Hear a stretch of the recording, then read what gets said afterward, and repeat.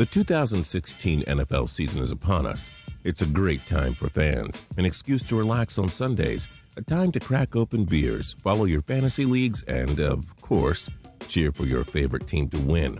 Life is good, but there are always a number of NFL teams that fail to live up to expectations, and that usually results in head coaches losing their jobs. 21 of the 32 NFL head coaches have only been hired between 2013 and 2016. So yeah, there's really no room for error. We're living in a time where teams have limited patience with their coaches, and if the team fails, the coach fails. It's that simple. And we're sure a number of head coaches will get canned like Campbell soup after the season. I'm Justin Fraction, and we present 10 NFL head coaches most likely to be looking for new work after the 2016 season. Number 10, Rex Ryan.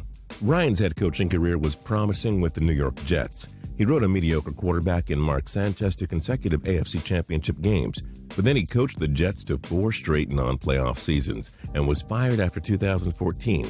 He wasn't unemployed for long, though, being hired by the Buffalo Bills in 2015. Last season was a disappointing one for Ryan and the Bills. The team finished 8-8 and their defense was ranked 19th overall after allowing 22.4 points per game.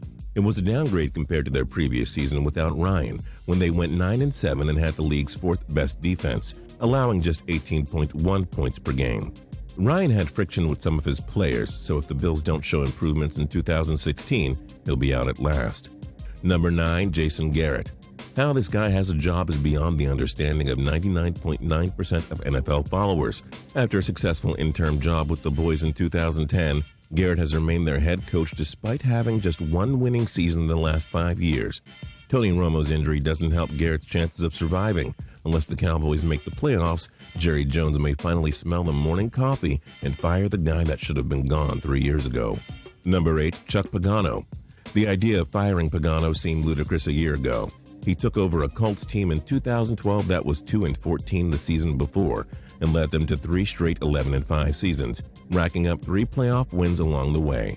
But the Colts were a disaster in 2015 after being the AFC favorites. Pagano and GM Ryan Grigson had tension and the Colts went 8-8 and missed the playoffs. The players reportedly loved Pagano so much and did enough to help him keep his job. He won't keep it for much longer if the Colts miss the playoffs in 2016. Number 7, Marvin Lewis. The NFL is different than the NHL and NBA. Head coaches don't usually get fired just because they haven't won a Super Bowl. Lewis has been a great coach for the Bengals, but they still haven't won a playoff game under his tenure. There are absolutely no more excuses in 2016. If the Bengals don't win a playoff game, Lewis is as good as gone. He's done a great job building his team, but it's time to take the next step. Number 6, Dan Quinn. Quinn did an excellent job in his first year as head coach of the Atlanta Falcons. Well, sort of.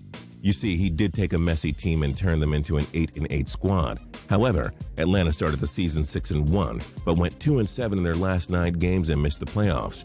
Atlanta has missed the playoffs each of the last 3 seasons. Another non-playoff year surely means change, which would likely start with Quinn. Number 5, Chip Kelly. Kelly had an interesting 3 seasons with the Philadelphia Eagles. He did guide them to a pair of 10-6 seasons, but the Eagles fell apart in year 3 and he was fired before the season ended. The San Francisco 49ers took a huge risk in hiring him. This team is 3 years removed from an NFC Championship appearance, but all has fallen apart since.